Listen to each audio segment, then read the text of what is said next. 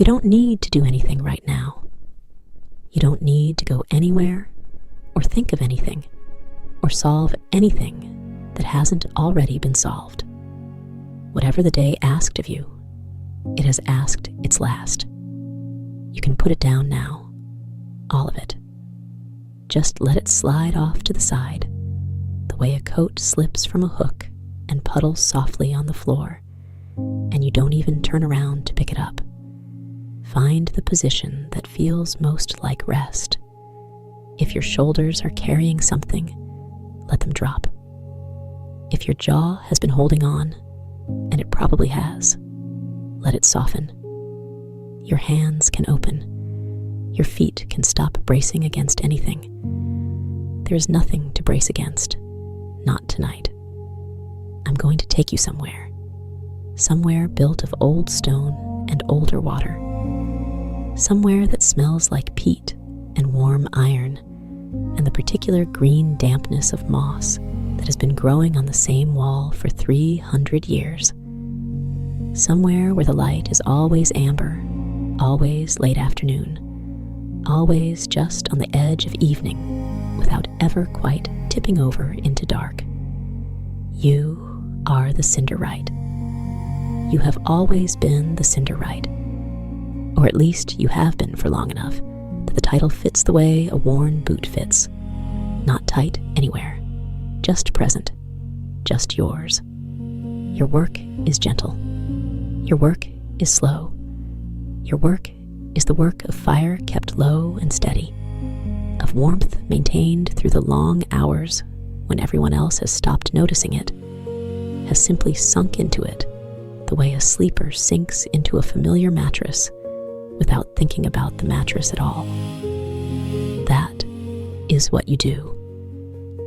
You tend the fires so that the sleeping don't have to think about the warmth. You begin now. The lodge stretches out before you. You step from the small anteroom where the Cinderwright keeps their tools. A pair of long-handled iron tongs, a horsehair brush for sweeping ash from the grates, a leather apron that smells permanently of wood smoke and lanolin. And you step into the gallery, and the gallery receives you the way it always does. Quietly, without ceremony. The gallery runs the full length of the lodge, from the wide planked receiving hall at the northern end to the narrow sleeping alcove at the southern tip where the last hearth waits, small and patient, and burning its own particular wood. Between those 2 points, between your beginning and your ending, there are 11 hearths and a long corridor of stone and lanterns and silence and the breathing of sleeping guests behind their thick wooden doors. The floor of the gallery is covered by a runner of felted wool, a deep gray-green the color of the moss outside, worn smooth in the center by years of slow footsteps. Yours among them. You feel the particular softness of it through the thin soles of your lodge shoes as you take your first few steps, and the sound of those steps is almost nothing, a gentle compression, a whisper of wool fibers taking your weight and releasing it again, taking and releasing, taking and releasing. The rhythm of your walking, almost as quiet as the rhythm of breath. The gallery is lit by lanterns. They hang from iron brackets fixed into the stone at intervals of perhaps 8 paces, and each one holds a small flame that burns without flickering, because there's no draft here. The stone walls are too thick, the windows too deep in their sills, the whole structure of the lodge too massive and too old to let much wind in. The flames are perfectly still. Their light is the particular yellow amber of old beeswax and warm glass, and it falls on the stone walls in pools that overlap and mingle, so that the whole gallery is wrapped in a layered golden dimness, bright enough to see by, dim enough that the eyes don't strain, dim enough that everything feels already a little like a dream. Above you, just above the ceiling of the gallery, separated from you by perhaps a meter of old limestone, the aqueduct runs. You cannot see it, but you have always been able to feel it. Not the weight of the water, exactly. More a kind of presence. A slow, patient accumulation of movement that is so gradual, it is almost stillness. The water in the aqueduct's channels moves at a pace that would take all night to traverse the length of the lodge, and in its moving, it makes almost no sound, only a faint, perpetual seeping, a barely there trickling, like the sound of dew collecting on a broad leaf, and eventually, after a long patience, dropping. You hear it now, or perhaps hear is too strong a word. You become aware of it, the way you become aware of your own breathing when someone mentions breathing. A soft, constant, barely there seep and trickle in the stone above your head, ancient and unhurried, carrying water from somewhere high in the hills down toward the weir at the valley's edge, and not rushing, never rushing, because the water learned long ago that it would arrive, and that arriving was enough. The walls of the gallery are not bare stone. They are almost bare stone. The difference is important. Here and there, where the mortar between blocks has softened over centuries and allowed a little moisture to weep through, moss has taken hold. It grows in small vertical stripes and horizontal seams, in patches the size of a hand and patches the size of a thumbnail, in a dozen shades that range from the deepest emerald green to a pale, almost silver gray, where the light rarely reaches. If you reach out, and you do as you pass, because you always do, and press your palm flat against the wall, the moss yields softly under your touch, cool and slightly damp, dense the way a good woolen blanket is dense, holding its moisture the way good wool holds its warmth. You draw your hand back. Your palm is cool now, just slightly. The backs of your hands are always a little cool in this gallery. That is how you know you are alive in it. The air in the gallery has a smell that is its own, distinct from any other room in the lodge, distinct from the world outside. It smells of wet stone, which is a clean smell, a mineral smell, the smell of deep wells and old cellars, and places where the earth keeps its own counsel. It smells of moss, which is a green smell, a small smell, the smell of very patient growth. And threading through these, warming them, giving them their amber character, it smells of peat, of the slow wood burning in the hearths behind their iron doors, the compressed centuries of sedge and root and quiet decay that burns so slowly and so gently that its smoke is less a smoke than a warmth made visible. Peat and wet stone and living moss.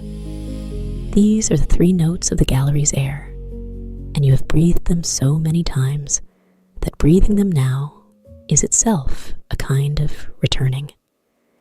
You stand still for a moment at the entrance to the gallery and simply breathe it in. There is no hurry. The first hearth is 30 paces ahead on the left. The last hearth is at the far end of a corridor that'll take you the better part of this long, quiet evening to walk.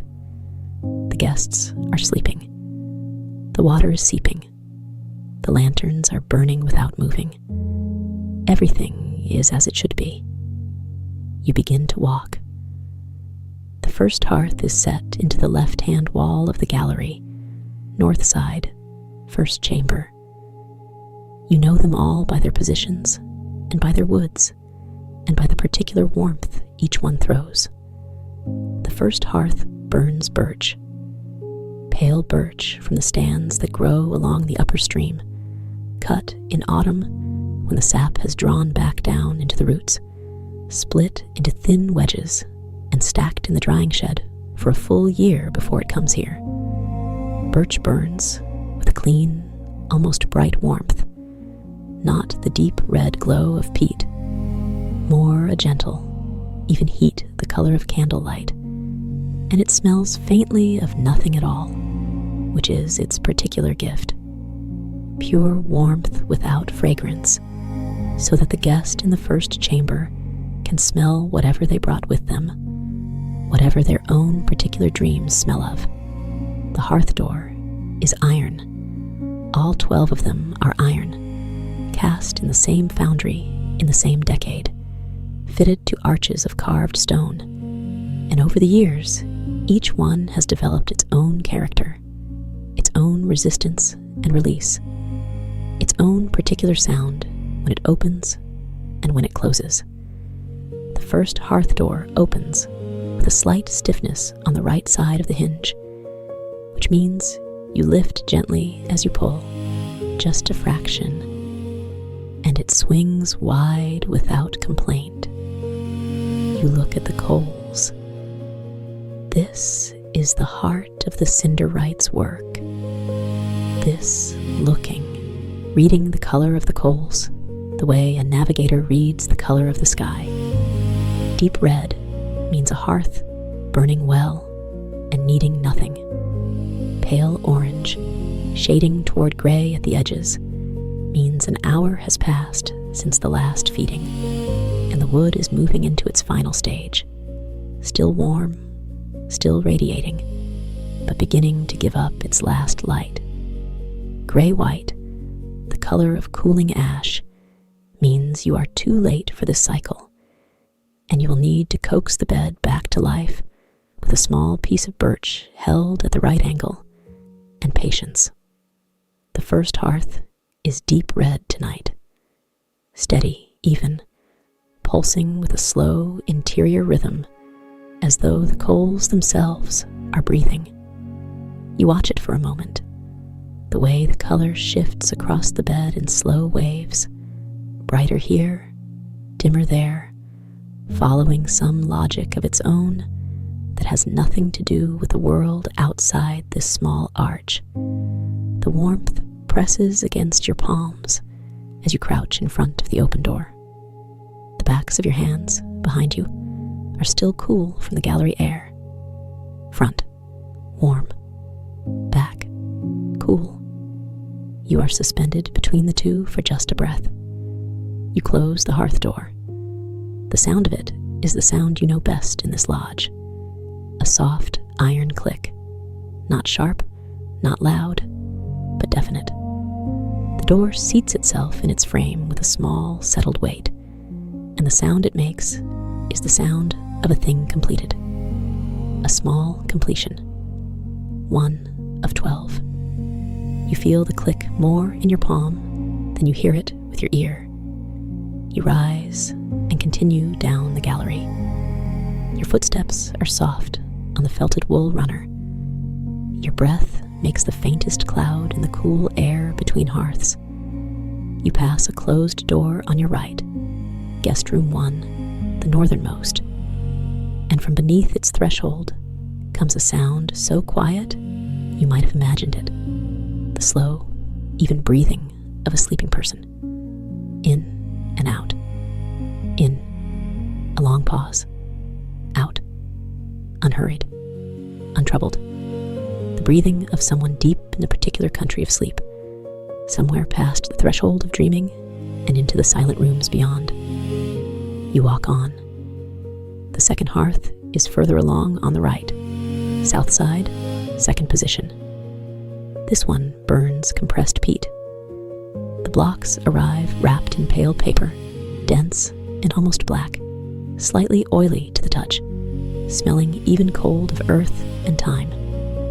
Peat burns longer than any other wood, longer than oak, longer than you. It burns the way patience burns, slowly and deeply, throwing a warmth that is less like heat and more like the memory of heat, a pervasive and comforting radiance that fills a room at chest height and settles there. You crouch before the second hearth door. This one opens easily, both hinges equally willing, and swings back to reveal coals that are a deep, burning amber, almost the same color as the lantern light, so that for a moment the boundary between the warmth of fire and the warmth of light seems to blur. The smell of peat rises to meet you, and it is the smell of the whole gallery distilled, wet earth and old growth and slow transformation, except now it is warm, and warm changes everything. A cold stone smells of stone. A warm stone smells of something older, something the stone was before it was a stone, before it was pressed and lifted and cut and set into a wall. The peat coals need one piece, just one. You reach for the block you carry in the canvas pouch at your hip. You always carry 2 or 3 pieces of each type, enough for the round without overburdening yourself. And you place it with care on the left side of the bed, where the draw is strongest, where the coals glow brightest. You set it flat. You do not push it. You do not force anything. You simply set it down and let the heat find it in its own time. In a few minutes, the new block will begin to glow at its lower edge. In an hour, it will be part of the bed. In 3 hours, it will be ember. You will not see any of that. You will be tending other hearths, walking other sections of the gallery, and this small transformation will complete itself in the dark behind the iron door without an audience, the way most important things do. Soft iron click. You straighten. Your back is warm from the hearth. Your face is warm. Your palms are warm from having held the block. The backs of your hands are cool. Always this contrast, this small alternation of warmth and coolness, fire and stone. The pulse of the lodge measured against your skin. You walk. Between the second and third hearths, the gallery passes beneath the oldest section of the aqueduct, the section where the original Roman stonework is still visible in the ceiling. Large, flat stones mortared together with a lime paste that has hardened to near permanence over many centuries. Here, the seeping of the water is most audible. Not loud, never loud, but present in a way that is almost musical, almost a note. A sound at the very lower edge of what you would call a sound. More a vibration, more a feeling in the roof of the mouth. You pause beneath this section and look up, which you always do. The ceiling here is dark gray and pale green in equal measure. The old stones mapped over with generations of moss so thick that in places it hangs down in small curtains. And from the lowest points of those curtains, water gathers and slowly, very slowly, forms a drop that swells and then releases, falling the 2 meters to the gallery floor in near silence, landing on the stone border beside the wool runner with the quietest of touches. There are dark spots on that stone border, the permanent record of years of drops falling in the same place, slow enough that each one had time to leave its mark before the next arrived. A patient record, a diary written in water. You look at it for a moment, then you walk on. The third hearth burns dried river-sedge, compressed into long, pale bundles tied with cord. River-sedge is the rarest of the slow woods, and it burns with the particular fragrance that is the lodge's signature, the smell that guests remember when they have left and cannot quite say what it was they remember. Cedar resin and dried grass, and something faintly floral, faintly medicinal, faintly sweet. Not sweet the way fruit is sweet, more the way dry air over warm water is sweet, the sweetness of evaporation and dispersal, and very slow release. You can smell the third hearth before you reach it. The cedar resin scent seeps through the iron door and into the gallery air, where it mingles with the peat and the wet stone. And for a few paces, the air around you shifts into something richer, more complex, a layered warmth that seems to press gently against the inside of your chest when you breathe it. The third hearth door opens with a soft resistance, like a door that fits perfectly in its frame and is slightly reluctant to leave it. You understand the feeling. You have had mornings like that yourself. The coals here are extraordinary tonight. A deep, shifting amber laced with threads of darker red, and the occasional brief bloom of pale blue at the edges, where the sedge oils burn their last. The color shifts as you watch, slowly, the way clouds move when you are lying on your back, and time has stopped mattering. You could watch this for a long while. You have, on other nights. But tonight, the gallery is long, and the other hearths are waiting, and watching for too long at one hearth means missing something at another, and the work is the work. No peace needed here. The third hearth is deep and settled, and will carry itself through the night. You close the door. Soft iron click. The cedar resin smell follows you for several more paces before the gallery air absorbs it back into itself. Peat and whetstone and moss, the three notes of the passage, patient and unchanging.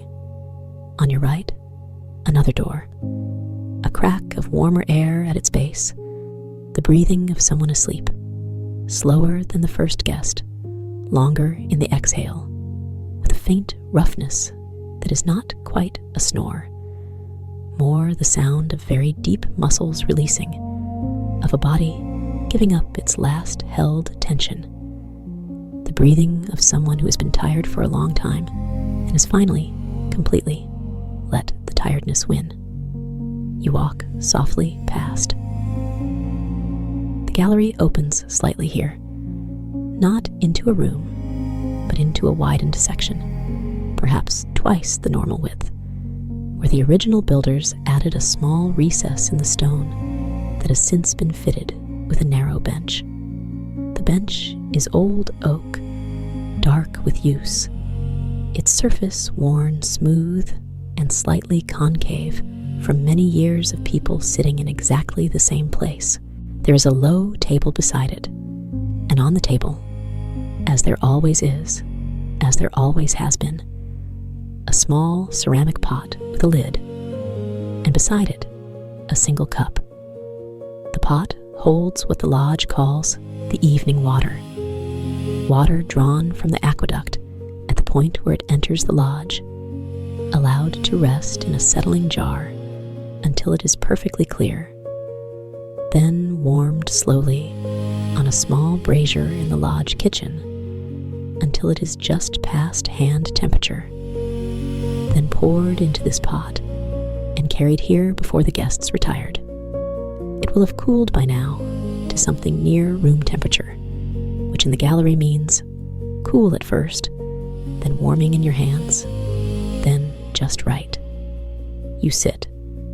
You sit on the worn oak bench, and you pour a cup of the evening water, and you hold it in both hands, and you feel its particular warmth, not the warmth of the hearths, sharper, more insistent.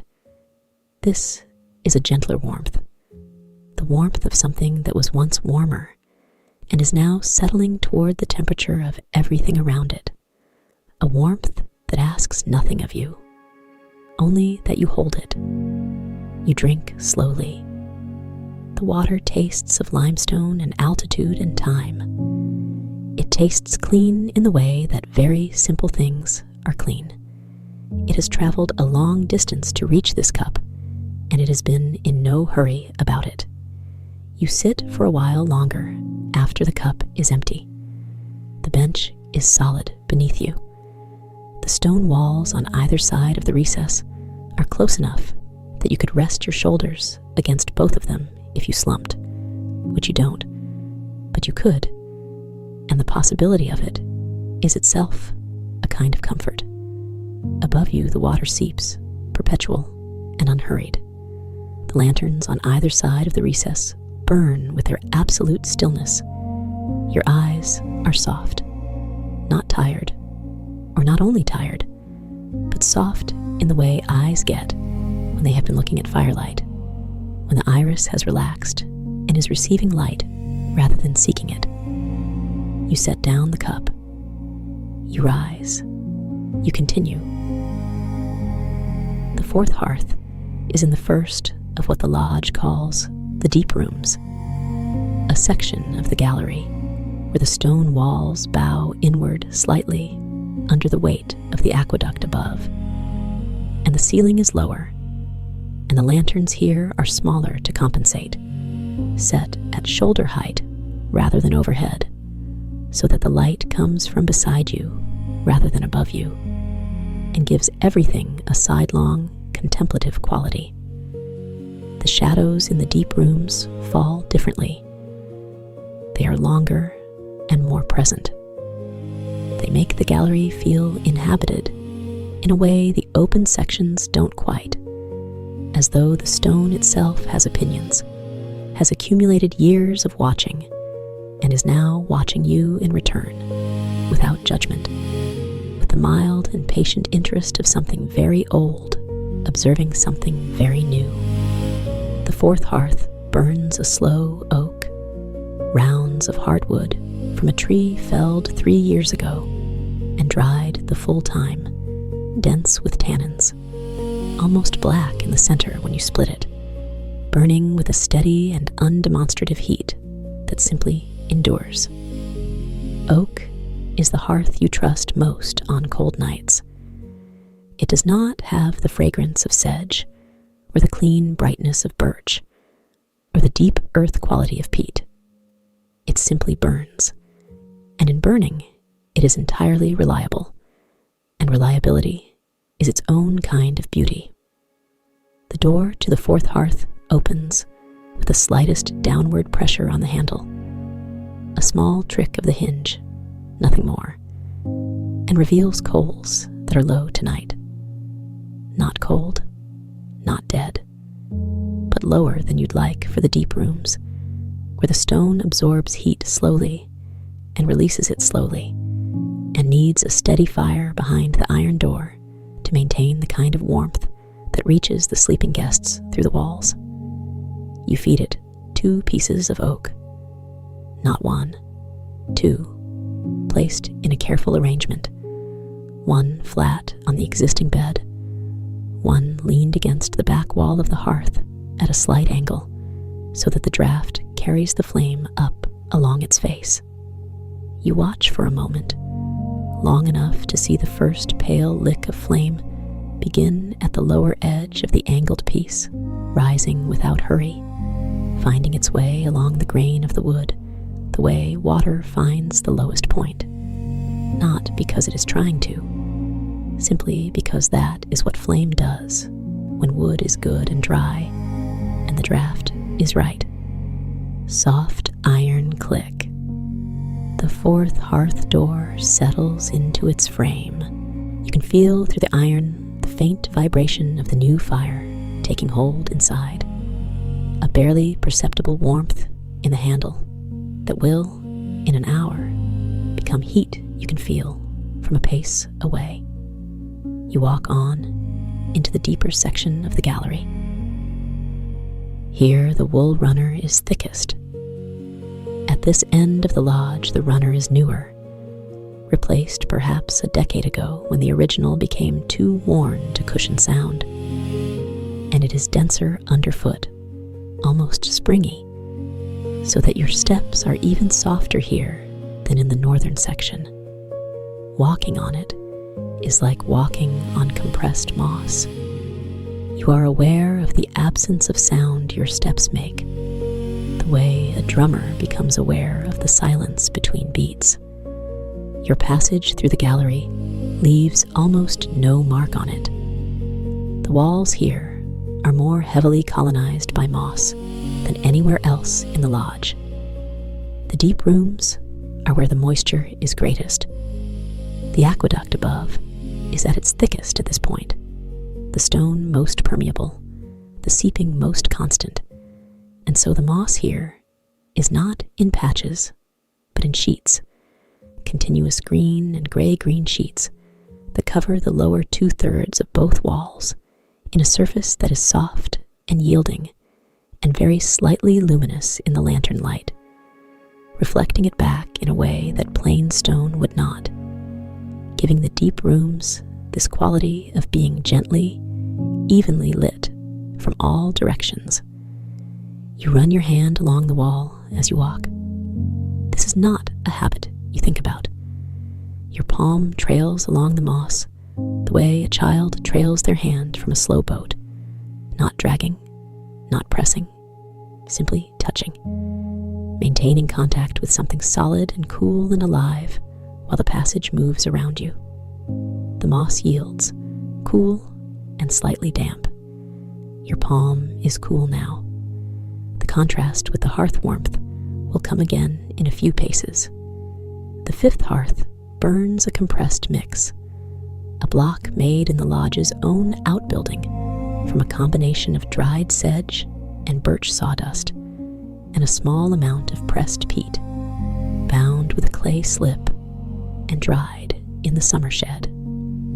The lodge calls these blend blocks, and they are the Cinderwright's own formulation, each one a slightly different ratio depending on the season and the room.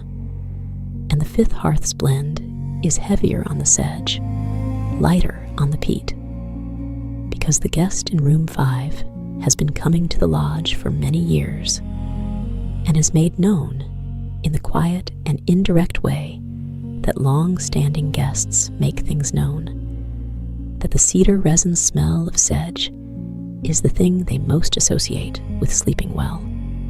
You have accommodated this without being asked. This is part of the work.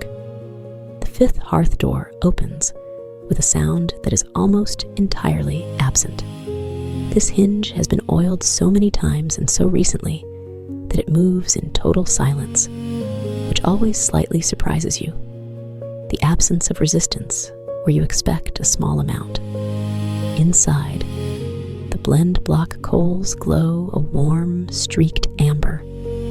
Lighter threads of birch yellow mixed with a deeper sedge orange, and the cedar resin smell rises into the gallery in a soft plume that envelops you for a long moment as you crouch and look. The coals are good. No peace needed, only the looking and the presence and the slow breath of the hearth against your warm palms. You close the door. Soft iron click. From beneath the door of room 5, closest of the deep rooms, the breathing is so steady and so regular, it might be the ticking of a very slow clock. In and out. In and out. A body so entirely at rest, it seems to have become part of the lodge itself, another element of the deep room's patient stillness. You stand outside room 5 for a moment and listen. Not intrusively. You are not listening to the person. You are listening to what the person has become in sleep. A small sound, a rhythm, a proof that the warmth is doing its work. The hearth behind the iron door is maintaining what it should. The guest is sleeping what they should. Everything is as it should be. You walk on. There's a place near the midpoint of the gallery where the stone floor dips very slightly, a depression worn over centuries of feet, or perhaps something in the original laying of the stone, a small subsidence that no one has bothered to correct because it has never been a hazard, only a small feature, a place where your next step lands slightly lower than you expected, and then the following step brings you level again. It is so slight that first-time guests never notice it. Regular guests notice it, and then stop noticing it. You have been walking this gallery long enough that you notice it only when you think about it, which means you notice it now because you are thinking about it now, because you think about it at this same point every night. This is the way attention works when a task is repeated. The attention knows where it is. Past the dip, the gallery broadens again toward the lodge's midsection, where a low archway on the right leads to the staircase, a single flight of wide, shallow stone steps that ascends to the upper gallery where the barge dock is, where the guests arrive with their soft bags and their unasked questions. The staircase is dark at this hour. No one is arriving tonight. The barge is tied at the dock, rocking in whatever current the deep water allows it, and its rope is secured to the iron ring that has been there since before anyone at the lodge can remember. And it will be there in the morning when the Cinderwright has finished the round, and the first pale light comes through the moss-filtered windows of the receiving hall. You do not go up the staircase. You only glance at the archway as you pass it, the way you glance at all the archways, taking stock, taking inventory, noting what is present and what is absent, and finding everything as expected. This is the Cinderwright's habit of attention. Not watchfulness, exactly. Watchfulness implies a threat to watch for, more a kind of perpetual gentle awareness, a soft sweeping of the space, the way lantern light sweeps a room, not searching, only present. The sixth hearth is at the midpoint of the gallery, the exact center, the place where the lodge is most itself. This hearth burns a slow wood called splitwood gray, a term used only here for a wood that comes from no specific tree, but from the fallen branches of several, gathered from the hillside above the aqueduct's source, after they have spent a full winter on the ground and absorbed the particular mineral content of the soil and the rain. Splitwood gray burns with a heat that is hard to describe because it does not feel like the heat of any specific fire you have felt elsewhere. It feels like warmth remembered. It feels like the heat of an afternoon that has already passed, but whose warmth still lives in the stone it touched. The sixth hearth door requires both hands, not because it is heavy, but because it has a particular two-step release that you learned on your first night of training here and have never forgotten. A small lifting of the handle, followed by a slight push before pulling, because the latch is set just a fraction above center and needs to be relieved before it will cooperate. Two-step, lift, push, pull, and then the door swings wide, and the warmth of the splitwood gray coals comes to meet you like something returning.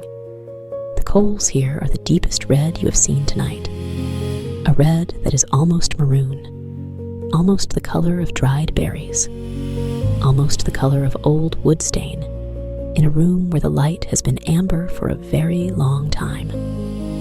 The bed is even, no high point, no low point, just a continuous, breathing surface of color that shifts and breathes with a rhythm so slow it seems almost geologic.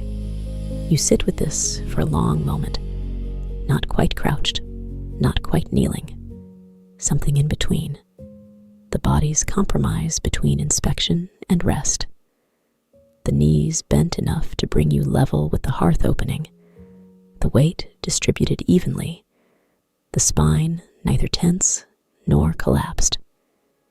The warmth on your palms is intense from this distance, a full, dense radiance that you could cup your hands around and hold. The backs of your hands are cool, turned toward the gallery's air. Your face is warm. Your eyes, looking at the coals, are doing something between seeing and not seeing, taking in the color without analyzing it, receiving the shifting without tracking it, the way you look at water when you are not thinking about water. No peace needed. Two-step to close. Lift, push, close. Soft iron click. The sixth hearth settles into its own business, and you into yours. Past the midpoint, the gallery enters its southern half, and the southern half of the lodge has a different character than the northern. Not dramatically different. Not in a way you could point to and name, but present, the way the difference between early evening and late evening is present. The same light, the same stone, the same moss. And yet, the air here is fractionally cooler, perhaps because the southern end of the lodge is slightly further from the lodge kitchen, further from the common hearth in the receiving hall, further from the accumulated warmth of the northern section's concentration of small human heat. The lanterns here seem a shade dimmer, though if you compared them to the northern lanterns with any instrument, you would find no difference. It is a quality of the dark more than a quality of the light. You like the southern half. You have always liked it better, in a way you have never explained to anyone, because it has never required explanation. Something about the deeper quiet. Something about the way the seeping of the aqueduct water is slightly different here. Lower in pitch, barely, but lower, because the channel is wider and the water shallower, and the stone through which it seeps is of a different grain. A different note. The same song, a different note. The seventh hearth is on the left, south side, pressed close to the corner, where an interior wall meets the exterior wall, which means it is the hardest hearth in the lodge to reach in terms of the angle of approach. You have to turn your body slightly sideways to stand before it comfortably and crouch on the diagonal, which means the warmth when you open the door reaches your left side rather than your front. Not unpleasant, just different. A hearth encountered from a slight angle. Its warmth on the side of your face, on your left hand and your left arm, while your right side remains in the cooler gallery air. The seventh hearth burns hawthorn, small, dense rounds of it, hard as iron, burning for hours without needing attention. Hawthorn has a smell that is almost nothing, almost the absence of smell, a kind of negative fragrance, a clean blankness that takes whatever other smells are present and simply does not interfere with them. The seventh chamber's guest often burns a small personal incense in the evening before sleep. Nothing strong, just a faint trace of something dried and aromatic, and the hawthorn's blankness allows that trace to persist into the night without competition. The coals are even and well settled. Good. You close the door at its slight diagonal. Soft iron click. The seventh chamber's breathing, when you pause to listen, has the particular pattern of someone in very deep sleep. The breaths widely spaced, the pauses long, the exhales extended and almost sigh-like. Not distress. Something much further from distress than waking is. The sleep of someone who has gone very far down into rest, who is in the basement of sleep, the quiet room below the dreaming rooms, where where there are no images and no stories, only the body continuing its patient work in the dark. You stand very still for a moment. The gallery is perfectly quiet, except for the water seeping above, and the faint continuation of footsteps you are not yet taking, and the distant amber warmth of the lanterns. You exist in the middle of all this stillness, like the wick in a lamp, present, centered, the source of a movement that is itself very quiet. Then you continue. The 8th hearth burns peat again, but a different peat than the 2nd hearth, cut from a higher bog where the sedge content is lower and the compressed mineral content is higher, which gives it a slightly different quality of burn, a cooler, darker red, and a smell that is more mineral than earth, more stone-like, less ancient forest, and more ancient seabed. The lodge keeps them in separate stores and uses them for separate rooms, and the Cinderwright knows the difference by feel and by smell before the blocks are even unwrapped, the way a cook knows butter from tallow without looking. The 8th hearth has been burning well all evening. You can tell from the depth of the ash bed visible beneath the grate when you open the door, which means it was last fed in the early hours and has been holding since. The coals here are a slightly paler orange than you'd prefer, beginning their slow migration toward amber and then gray, not yet in need of attention, but in the vicinity of the need. You add 1 block. You set it carefully on the left side of the grate, the stronger draw side, and you take a moment to adjust its angle slightly until it sits with perfect stability, neither leaning nor flat, but at the precise tilt where the new air passing under the grate will catch the lower face first, igniting from below the way good fires always ignite. You are particular about this, not from perfectionism, not from anxiety, only from care. The care of someone who has done a thing enough times to know that the small adjustments matter, and that the small adjustments made with attention feel different from the small adjustments made without attention, even if the outcome is similar.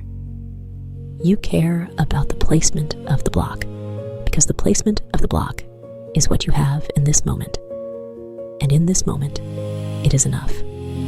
Soft iron click. The 8th hearth door settles. The gallery ahead curves very slightly to the right, not dramatically, only barely perceptible. A gentle arc of 2 or 3 degrees that over the course of the remaining 30 paces brings you from the angle of the aqueduct's main channel to the angle of its final descent toward the weir. Because the lodge is built into the aqueduct's arches, it follows this curve, and the gallery follows the lodge, and the walking of the gallery is the walking of an arc so gentle you could confuse it with walking straight. This is a thing you like about the southern end of the gallery, the gentle curvature that makes the far end not quite visible from the near end, not hidden exactly, not concealed, only gently withheld, around a curve so slow it might be a long patience rather than a turn. The last 4 hearths are ahead, around that curve. They are waiting in the way. Things that do not know they are waiting, wait.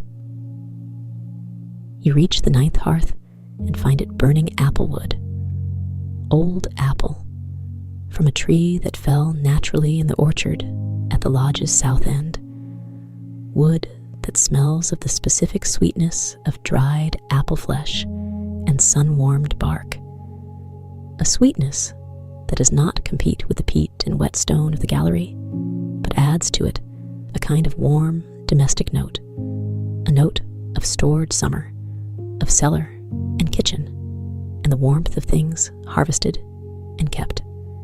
Applewood coals are distinctive. They are a more compact kind of ember, very white at the center, where the heat is most concentrated, then graduating through rose and amber to the deep red edges. And when you look at them, you feel as though you are looking into the interior of something rather than at the surface of something, into the heart of a thing that has been burning long enough to reveal itself completely. They are exactly right tonight. No peace needed. Only the looking. You hold the door open a few extra seconds, just because the applewood coals are worth looking at for a few extra seconds. The warmth on your palms is very pleasant here, somehow fuller than the peat warmth, more rounded, as though the applewood sweetness has made the very heat more accommodating. The backs of your hands are cool in the gallery air. You breathe in the apple faintness and the wet stone and the peat that underlies everything, and you let your breath out slowly. Soft iron click. Room 9 is the quietest room in a lodge by general agreement of all who have stayed in multiple rooms.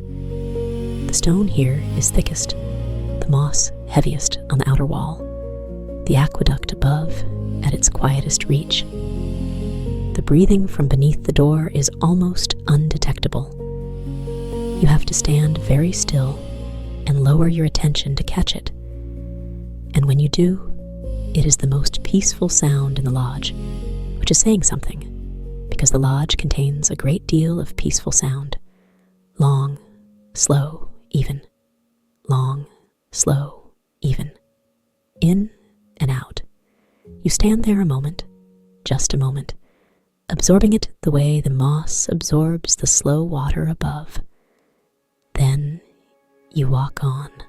The 10th hearth is the one that requires the most attention on any given night, not because it is temperamental, but because the wood it burns. A dense, dark willow from the stream's lower bend, cut when the moon is low and the sap has settled, is the most variable of all the lodge's slow woods in how it takes to the existing coals. Sometimes the willow catches immediately, its oils releasing into flame within minutes of being placed. Sometimes it sits for a long time in the heat before deciding to become part of it. You have learned not to rush this decision. You have learned that the willow's hesitation is not resistance, but consideration, the same unhurried thoughtfulness that characterizes the rest of the lodge, the same patient awareness that everything here operates at its own correct pace and not any faster. The willow coals, when they are burning well, are a very particular orange, not the amber of the peat coals, not the white-centered glow of the apple, but a flat, even, almost matte orange that looks less like fire and more like the memory of fire, like the color of the world behind your eyelids when you face the setting sun. You open the 10th hearth door and find the willow in excellent form tonight. The coals are deep and even, that flat, matte orange all the way across, with occasional slow pulses of brighter color passing through them. Waves of light that move across the bed at intervals of perhaps 5 or 6 seconds, rising and falling, rising and falling. You watch several of these waves pass through the coals. They are hypnotic in the precise original sense of the word. Not alarming, not overwhelming, only repetitive enough and slow enough that the watching of them quiets something in the watcher, releases some small grip of attention, allows the mind to soften around the edges.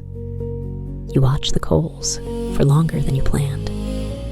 This happens sometimes at the 10th hearth. The willow has this quality. When you close the door and hear the soft, iron click, there's a brief moment where the absence of the color is more present than the color was. You carry the after image of it for a few steps. The flat matte orange behind your eyes, the pulse of it, and walking the gallery in the after image of the 10th Hearth's coals is one of the quieter pleasures of the Cinderwright's round. You walk in the warmth of what you've just seen. The 11th Hearth is very close to the end now. You can feel the end of the gallery in the air. A slight freshness. The barest trace of night air coming in through the gap around the southernmost door that the lodge has never quite sealed. A feature rather than a defect. A place where the outside and the inside exchange a slow breath. The 11th Hearth burns a compressed cylinder of dried rush and river reed, wrapped tight and bound with willow withies, its outer surface marked faintly with a spiral of its winding. Rush and reed make a soft fire, low flames, a bed of coals that never runs very hot, a warmth that is diffuse and mild rather than concentrated, and a smell that is the most water-like of all the lodge's slow woods, a smell of dried marshes in late summer, and the particular stillness of water that has been standing in a place for a long time and is no longer in a hurry to go anywhere. The 11th chamber's guest requires this kind of warmth, mild and pervasive rather than intense, for reasons that are their own and that no one has asked about. The Cinderwright simply knows this and provides for it, as the lodge provides for all the things its guests need without requiring those needs to be explained. The coals of the rush and reed cylinder are always low. This is their nature, and not a fault. You are used to this, opening the 11th Hearth door and finding a bed that in any other hearth would cause concern. But here simply means, this is the 11th Hearth. This is rush and reed. This is correct. You add 2 cylinders from your pouch, setting them side by side on the grate above the existing coals, and you take a moment to press them gently together so that when they catch, they will burn as one rather than separately, sharing their warmth rather than competing for the available air. The touch of them under your palms, dry and slightly rough, the texture of woven plant fibers, is different from the other slow woods, more immediate somehow, more present. You feel the coarseness of the rush binding under the pads of your fingers, the slight give of the compressed interior, the faint resistance, and then acceptance of being gently pressed into place. You close the door. Soft iron click. The 11th click is always the signal. One more. Just one more hearth. You walk the last section of the gallery with a quality of attention that is different from the earlier walking, not more focused, not more careful, but more present, in the way that the last paragraph of a long letter is more present than the ones before it, the way the final mile of a long walk is the mile you feel most acutely under your feet. The wool runner is at its softest here, or the night has grown late enough that your feet register it as softest, or the quiet has become deep enough that the softness seems louder by contrast. Your footsteps are nothing. The water seeps above. The lanterns burn without flinching. The last door of the last guest room is on your right, and from beneath it comes the softest breathing you have heard all evening. Barely a sound, barely a motion. The breathing of someone very deep in sleep, very far down in the quiet rooms. You pause beside this door for just a moment. You do not know who is sleeping here, The lodge does not require the Cinderwright to know.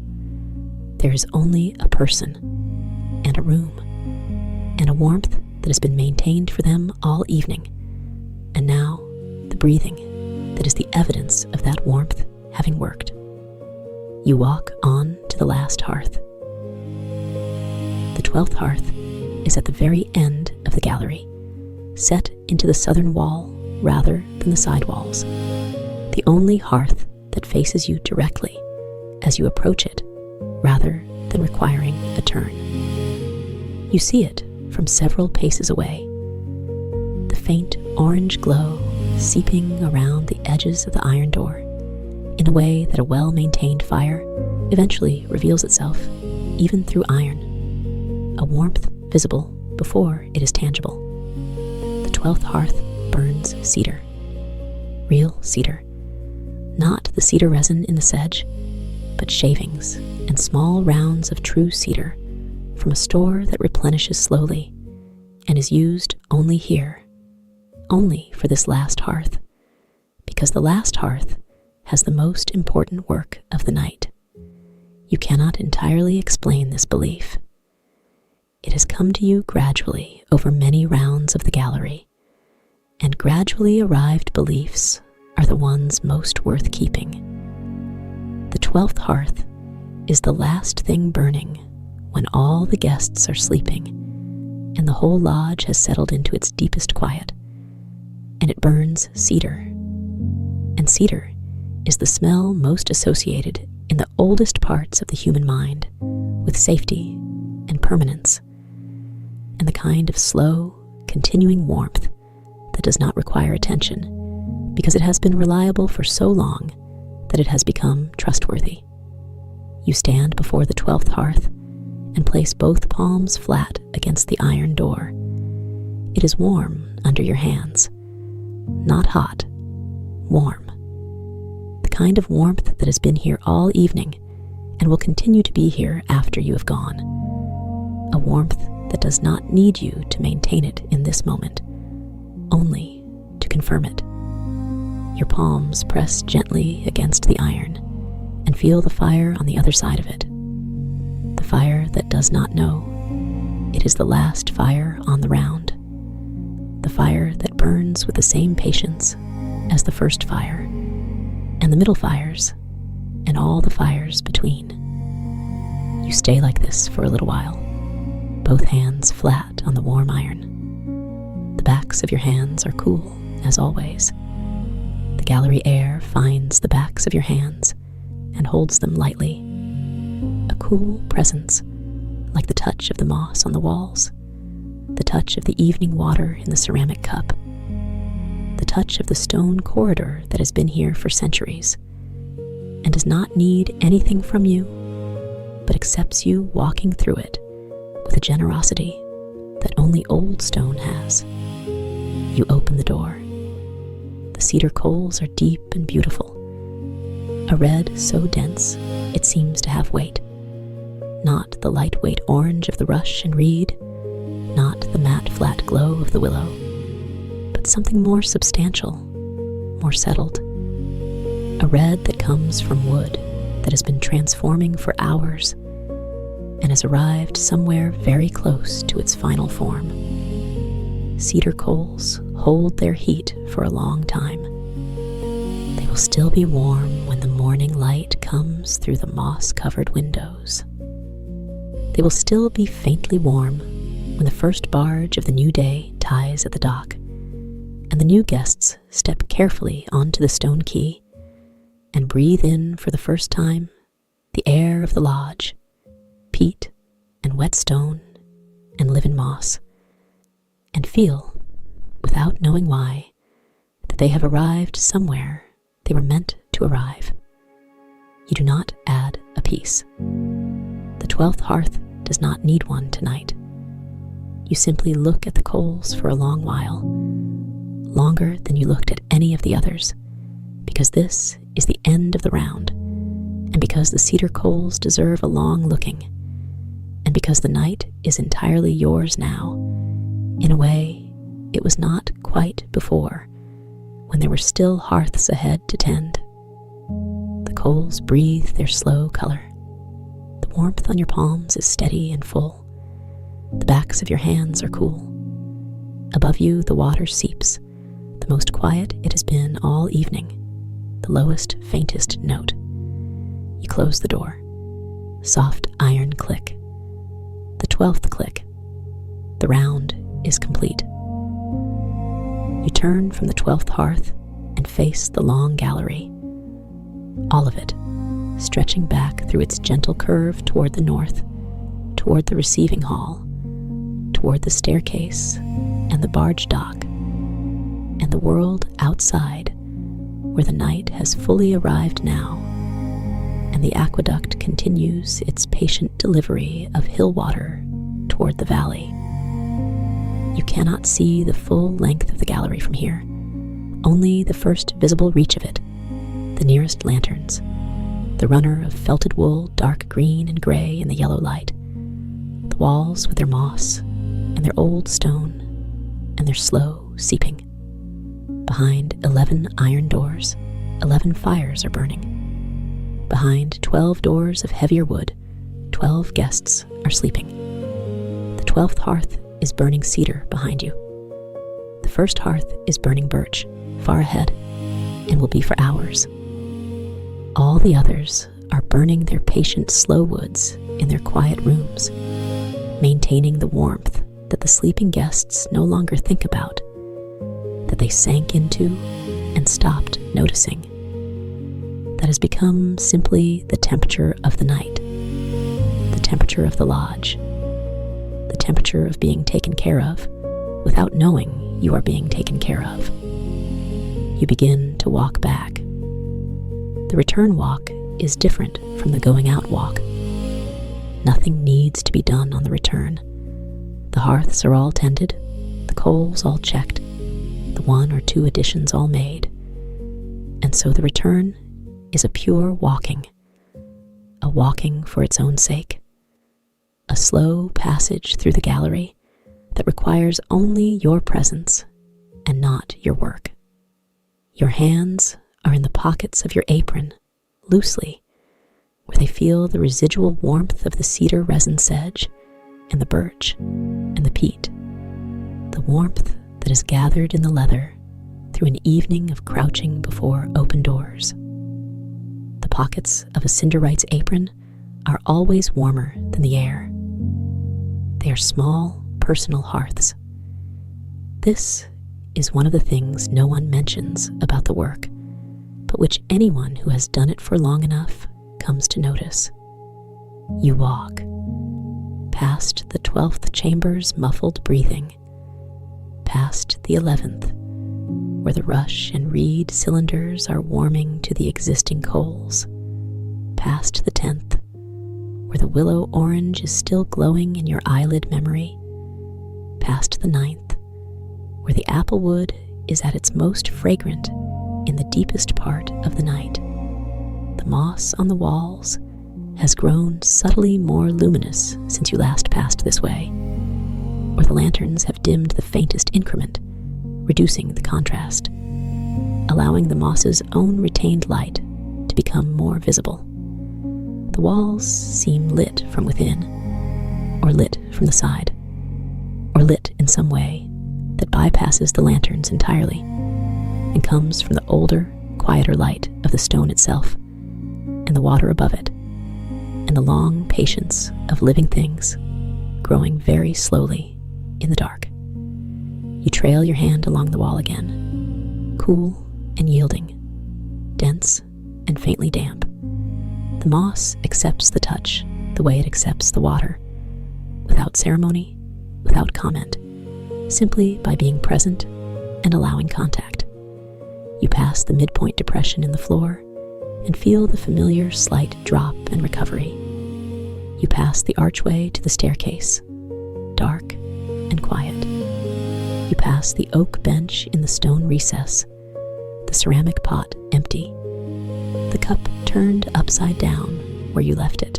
You walk through the deep rooms where the ceiling is lower and the lanterns are at shoulder height and the shadows are long and intimate, and the air is cooler by its small fraction.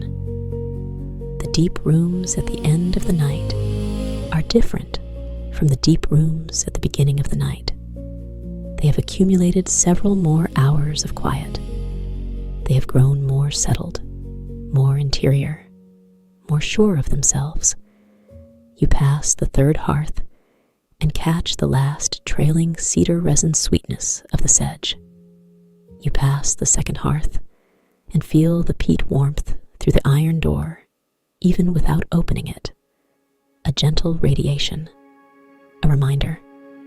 You pass the first hearth and the clean warmth of the birch, which has been burning steady, and even all evening, and will continue burning steady, and even until well past the hour when the first pale gray of morning finds the moss outside.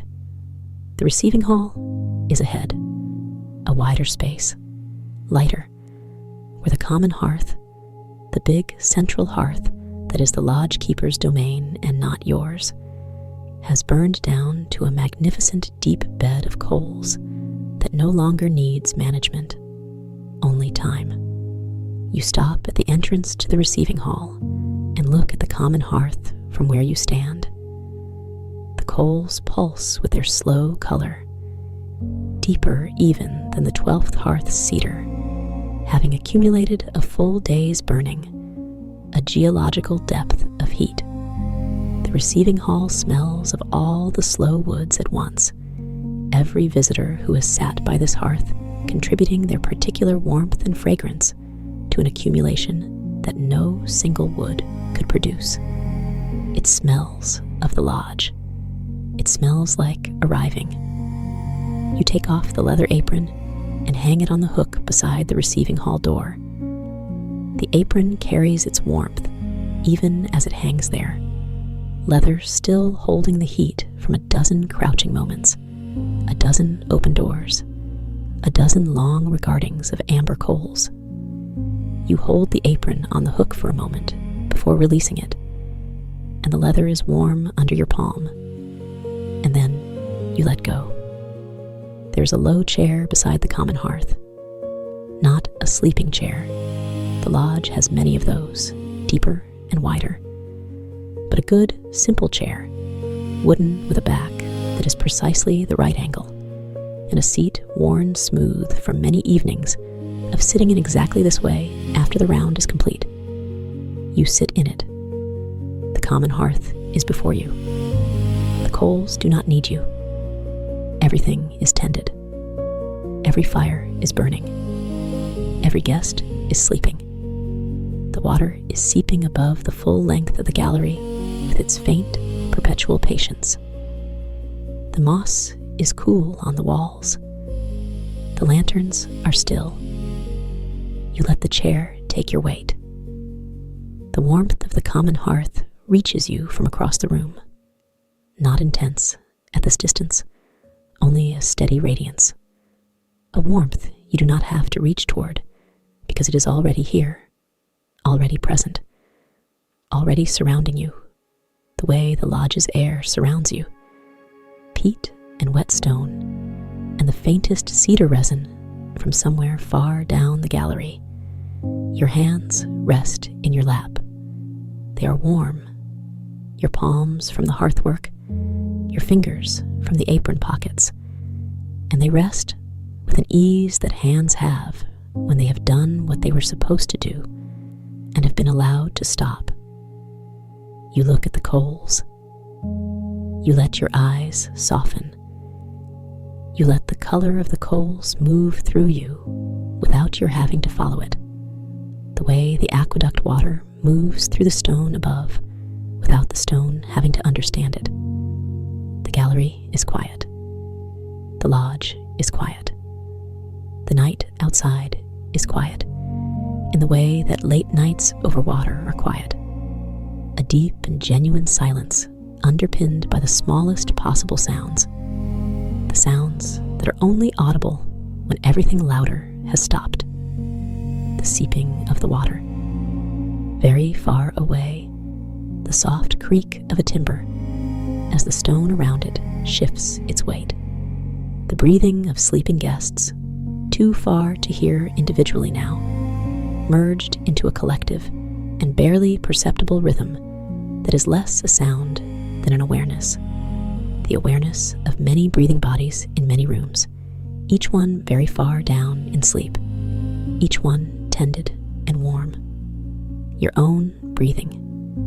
You notice it now, slower than it was when you began the round, slower than it was even an hour ago. Your exhale is longer than your inhale. The pause at the end of the exhale has grown. This is what the lodge does. This is what the warmth does, and the smell does, and the seeping water does. It lengthens the pause, very gradually, over the course of an evening, until the pause is nearly as long as the breath itself, until the body has learned that the pause is safe, that nothing requires you to rush through it, that you can rest in it the way the lodge rests in the arches of the aqueduct, supported from below, patient, still. The coals in the common hearth shift. One piece settles against another with the gentlest sound, less than a sound, more a small rearrangement, a finding of a better position, and the light from the hearth shifts for just a moment, brightens by a fraction, then settles back to its deep and steady glow. Amber. Always amber. The color of the lodge, the color of the evening, the color of everything here that is warm. Your eyes are soft on it. Your breathing continues. Long exhales, long pauses. The body doing its slow and reliable work without any effort from you, without any attention required. The way all the hearths in the gallery are continuing their work without any attention from you now, burning their slow woods behind their iron doors, warm and patient and entirely sufficient. The smell of peat is in your clothes. The smell of cedar resin is in your hair. The wet stone and the living moss are so present in the air that they are no longer a smell, but a temperature, a texture, the inside of this particular night. Somewhere above you, the water seeps. You can feel the chair, the solid wood of it, the worn, smooth surface, the back that holds you at exactly the right angle. You can feel the warmth from the common hearth on your face. You can feel the coolness of the lodge air on the backs of your hands, where they rest in your lap. These sensations do not require your doing anything with them. They are simply present. You are simply in them. The round is complete. Every hearth attended. Every coal read, and where needed fed. 12 soft iron clicks behind you, and 12 slow wood fires burning, and all the sleeping guests in all the deep rooms in the amber dark. There's nothing left to do. Only this. Only the chair, and the warmth, and the seeping above, and the amber of the coals before you, and your own breathing going slower, slower. The coals shift again, very softly. The light shifts with them, warm. The gallery is long behind you, all of it quiet now. The lanterns still, the moss cool on the walls, the runner of felted wool patient underfoot in the dark. You do not need to go back down it tonight. It will be there tomorrow. The hearths will still be there, and the slow woods in their stores, and the iron doors with their particular sounds, and the seeping of the water, and all of it will be exactly as it has been, patient and waiting, and needing nothing. Tonight, you have done the work. Tonight, you simply breathe. The smell of peat, warm stone. Somewhere, the cedar resin sweetness of the sedge coming down the gallery from very far away. The coals in the common hearth are deep red, pulsing slowly. The water seeps above. Your breathing is very slow now, very steady. Long pause at the end of the exhale. A long patience before the next breath. You are warm. You are tended. The lodge holds you in its old stone arches, the way it has held every guest who has ever arrived here by flat-bottomed barge and stayed for reasons they could not quite articulate and left feeling slightly heavier in the best possible way. You are held. The coals, the amber, the seeping water, very far above. The soft iron click behind a door, long back in the gallery. The last warmth of it. Still warm. Still